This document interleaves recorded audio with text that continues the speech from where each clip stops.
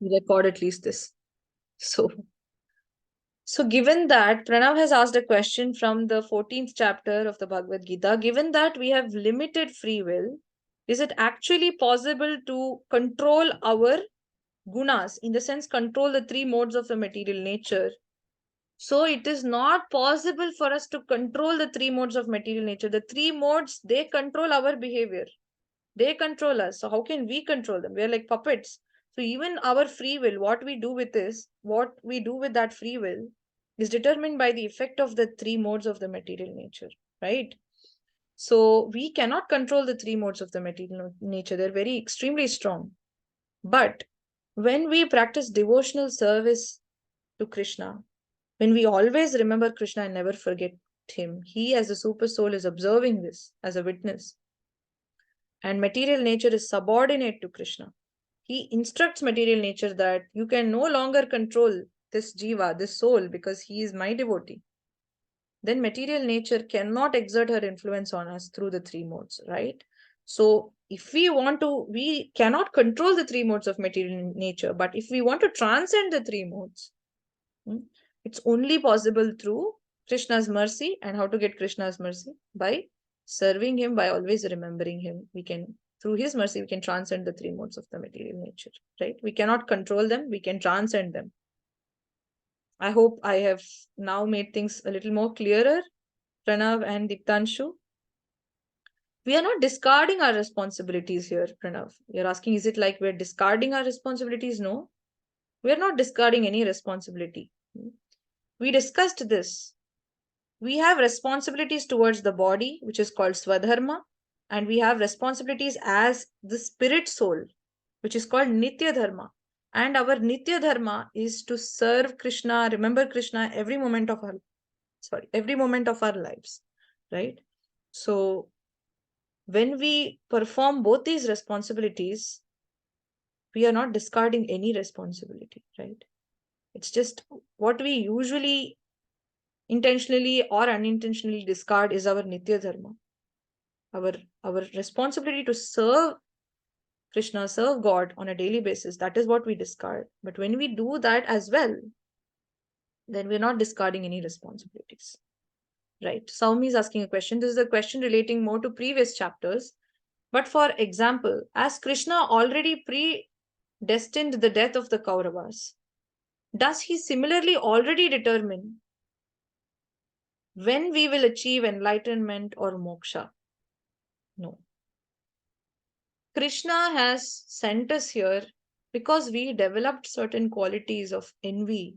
We developed certain qualities of, let's say anger or hatred, things like that, which are not favorable in spiritual progress. So we fall down here so that we undergo some distress and so that we get rid of those qualities.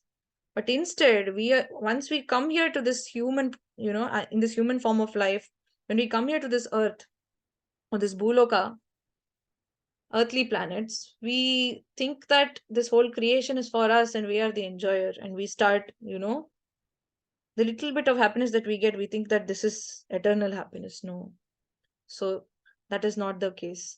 That is the problem with us. We forget our original position and where we have come from. That's the problem. Right. So Krishna has not predestined who will get enlightenment and who will not. This is something like your parents put you in a school. Okay. If they, they put you in a school. Okay. Whether you pass or not, what determines it? Does your parents putting you in a school itself, predestine whether you pass or not? No, right? So Krishna has put us on this earthly planets, but whether we study or not will determine whether we pass or not, correct? So whether we perform devotional service or not here will determine whether we'll go back. It is not predestined. Destiny, what is destined? Your parents putting you in the school is destined. So because of your previous actions, you coming onto this earthly planet is destined. But what you do here is not predestined. And where you will go after this is not predestined. It is shaped by your choices, actions, and desires. Right? So I know it might sound a little bit confusing or a little too much, but I've tried to answer your question. Saumi, did this make things a little clearer? If it's not, feel free to message back. Yeah. Thank you. Thank you, Saumi. So Pranav's, Diptanshu's and Saumi's questions have been very, very interesting today, right? The takeaway of the 13th and 14th chapter I like to repeat again is always remember Krishna, never forget Krishna. Yes, Pranav is asking also, if one does not have Rajoguna, how will he succeed? Yes. So for embodied beings, these three modes, Rajoguna, Tamoguna, Sattva-guna, mode of goodness, passion, ignorance, they control us. But they're also essential for embodied beings, because without ignorance, without Tamoguna, you cannot sleep. Okay? And sleep is also essential for this, to maintain this body, right? So we cannot like entirely discard these three gunas.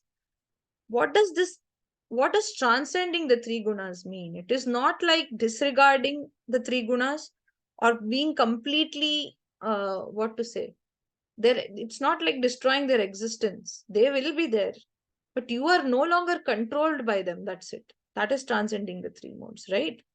So yes, you can succeed without. Who determines your success, Pranav? Could you tell me what is the three doers concept? Then you might understand this better.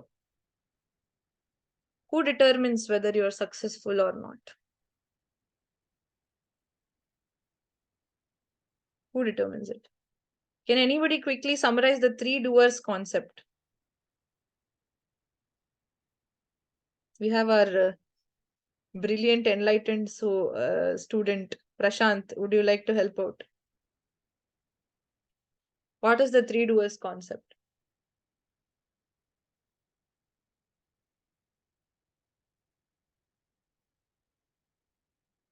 Super soul and Maya, Jiva, Atma, soul, Paramatma. Oh, okay. What's happening here?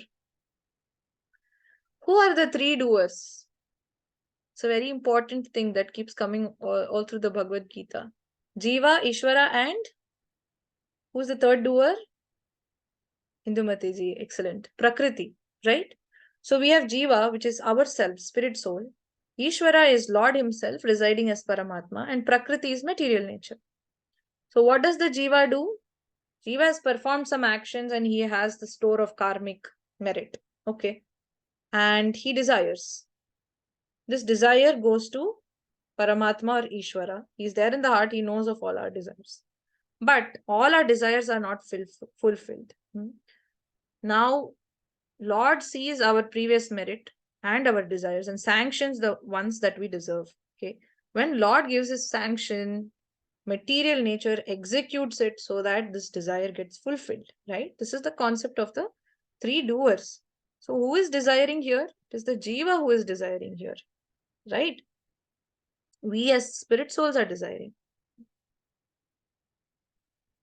So what was your concept itself here? Yeah. So now who sanctions here? God sanctions. Whether we succeed with our desires, who determines this? Among Jiva, Ishvara and Prakriti, whether we get success with our desires, who is the person who is controlling it or sanctioning it? Indumati ji says, is it for this question that you've answered? Ishvara, right? God present as super soul, he sanctions these desires.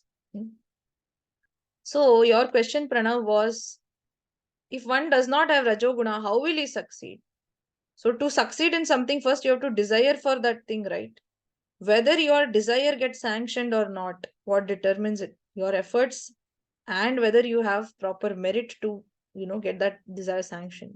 So eventually God sanctions those desires, right? So when God sanctions, when you have befriended God, when you are unconditionally serving and loving God, then he makes sure that your desires are fulfilled. Are you understanding? He makes sure that you succeed. Although it's not that you, okay, I'm a servant of God, I would do nothing, and you sit there idly. Idly you're sitting and then simply meditating. That is not bhakti yoga. You are doing your work, You're including Krishna in daily life. You're including Krishna in everything, and you're serving him along with your work. That is Bhakti Yoga, right? When the Lord sees that you are performing your responsibilities, and in addition, you're including him in everything, you're remembering him, he recognizes that this is a devotee of mine. Okay. And it is said that God serves his servants, God serves his devotees. So to fulfill your little one desire for devotees, if a devotee has a small desire, God goes to any extent to fulfill that little desire of his devotees. Okay, there are beautiful stories. So, I don't know if you've all heard. I was telling my friend the other day, there is a temple in the outskirts of Jagannath Puri called Kshira Chora Gopinath. Okay, Kshir Chor Gopinath temple. So there was this Gopinath who's worshipped in this temple from in a village called Remuna. Okay, there was this beautiful idol of Lord Krishna worshipped from several years here. So there was this 80-year-old devotee, hmm, who traveled all the way on foot from Vrindavana to Jagannath Puri, and he was on the outskirts of Jagannath Puri, and he had this intense desire to go and have darshan of Gopinath. So he went there, and in this Gopinath temple, there was this ritual where they used to offer 12 pots of a special type of Indian dessert or kheer called Amrit Keli. Okay. And this was a special Indian dessert that they used to offer only in that temple. So he went at the time when they were going to offer this kheer. Okay. He saw this kheer and he desired in his mind that he wanted to taste it. Okay. To taste it so that he can make a similar offering for his own deity, which he has back in Vrindavan. So when he desired this, he felt very ashamed of himself because none of the devotees they ever consume anything that is not offered. So this particular kheer, before it was offered, he got a desire that he wanted to taste it. So he felt very bad and he was cursing himself and he left the temple. Okay. That, oh God, why did I have this desire? It has not been offered to Krishna. How can I think of consuming something that I have not first given to Krishna? So he was in tears and he went out of the temple. Okay. So that night, what this Gopinath did, he took among those 12 pots, he took one pot of that kheer and hid it behind. Okay. And then nobody noticed it. Okay. The Pandit or nobody noticed it because there were 12 pots. They used to do it like a ritual. They just picked it up and took it back after offering. So that night in the priest's dream, this Gopinath ji came, the deity of the temple came, and he said, this devotee, Madhavendra Puri, who had come from Vrindavana, call him, because for him I have kept a pot of kheer separately hidden behind the curtain. Find that in the morning and call him and give it to him. So this priest was so surprised. In his whole life for 50 years of serving Gopinath, he has never seen Gopinath in his dreams. For the first time ever, Gopinath has come in his dreams. And what is he saying? I've hidden a pot of kheer for my devotee. Please give it to him. So this little desire that Madhavendra Puri had, that he wanted to taste the kheer to offer for his own deity, Gopinath ji, to fulfill that desire, he literally stole one pot of kheer. Okay. And the next morning, the priest went searching for Madhavendra Puri, and now everybody came to know that this person, Madhavendra Puri, is somebody very great, because to the priest, Gopinath has come in his dream and instructed him to give this kheer. So the morning the priest goes and checks behind the curtain, he finds that earthen pot with the kheer in it. Huh? And he's so shocked, and he immediately picks it up and runs searching all over town to find Madhavendra Puri. This person, Madhavendra Puri, sitting under a tree lamenting that he had this desire, crying. And he goes and hands this Amrit Keli, pot of Amrit Keli kheer to him, and says that Gopinath came in my dream. You're such a exalted person. You're such a amazing devotee. Huh? And says that please come to the temple. Gopinath is waiting to see you. He gives that kheer, and Madhavendra Puri is so exhilarated with this incident. So if you are loving Krishna, Krishna reciprocates thousandfold to you. If you have little small desire, to fulfill that desire, Krishna will go to any extent. And because he stole that pot of kheer for his devotee, Permanently his name changed from Gopinath to Kirchor Gopinath. Everybody calls him Kirchor Gopinath. Huh? Imagine you just as a child, if you had once stolen a pen. Huh? If everybody for your whole life calls you Penchor, Penchor, Penchor, Penchor Pranav, then how will you feel? But God accepts even that title of thief for his devotees. That is the kind of love that Krishna reciprocates you with, that Krishna gives his devotees. So for devotees, Krishna will endeavor to give you success. Krishna will endeavor to fulfill your desires. You will not have to suffer. You understand? Hmm? So material nature, the three modes, everything is subordinate to Krishna. If you worship him and if you are his devotee, then nothing can influence you. It's not that devotees will not have distress. No, devotees will have distress in their lives. But because Krishna is with them, everything is a cakewalk because Krishna manages everything for you. You will have to walk the path. It is going to be a stormy and rainy path. But Krishna's presence with you is like having a puffer coat, having an umbrella, having a nice shelter and protection even in that stormy path. That is the path of bhakti. That is bhakti yoga, right? I hope I've answered your question. It's a very long shot that I've taken and explained very long. But yeah. Imagine a soldier at war not having passion for his victory. How will he save his civilians? As a soldier, your duty as a warrior is to fight the battle. That's the same thing what Krishna instructed Arjuna, right? So you don't have to have a passion for victory. You have to have a passion to serve Krishna. Krishna wants Arjuna to fight the war. It is his duty and responsibility. So he's fighting the war as a matter of duty, right? Not to kill everybody and be victorious in the war, but to fulfill his duty as a warrior, right? So when you take work as your duty, right, and offer it, offer the work and its results to Krishna, then you are not really bothered about victory or, defeat. You're bothered about serving Krishna and fulfilling your responsibility. And that will free you from the distress and happiness associated with victory and defeat, right? Okay, right. I hope I've answered your questions. I'd like to say something, can I? Oh, yes, please go ahead. Actually, we have to think this body is a temple. In this temple, Krishna resides. As Jivatma, we are having this body, and Krishna is residing in this body within us as Paramatma. And we have to treat this body as a temple. If we treat this body as a temple, whatever action we are doing with our tongue, while speaking with our tongue, while doing something with our hand, while going somewhere through our legs, we will do everything good only. We cannot do anything wrong. Any action which is done by this body, if it is treated like a temple, it will not do anything wrong. The tongue will speak sweet words only, loving words only. And the eyes will see good things only. And the legs will go to the temple and serve God only.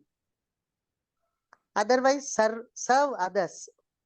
The legs will be used to serve others, go to the temple, and the hands will be used for making malas, helping others, and worshipping God for this. So, if we treat the whole body as temple, everything will automatically set in, and all our tamoguna, rajoguna, satoguna, everything will be balanced. Thank you. We will do good things only. Right. We ourselves do not desire to do anything bad to anybody or to ourselves. I think this is the whole meaning of these two chapters, I feel. Am I correct or not? I don't know. You have to tell us. No. Thank you so much. That was so well put. So eventually come to this realization that this whole body is so It's like a temple. It's so difficult to get the human body. So it's essential that we recognize its importance and, know that through this body only we can transcend the three modes, right? So thank you so much for putting that in. I think that was an important point. So again, I hope I've been able to answer all your questions, and we will continue our discussion on Wednesday with the 15th chapter, very interesting chapter, right? 15th and 16th, hopefully. So I'll catch you guys again on Wednesday, right? Thank you so much. Hare Krishna. Right. See you all. Hare Krishna. Yeah. Yes. Thank you, Kumarji, Prashant, Pranav. Hare Krishna, everybody. Saumi, Arushi. Hare Krishna. I'm going to end the meeting here.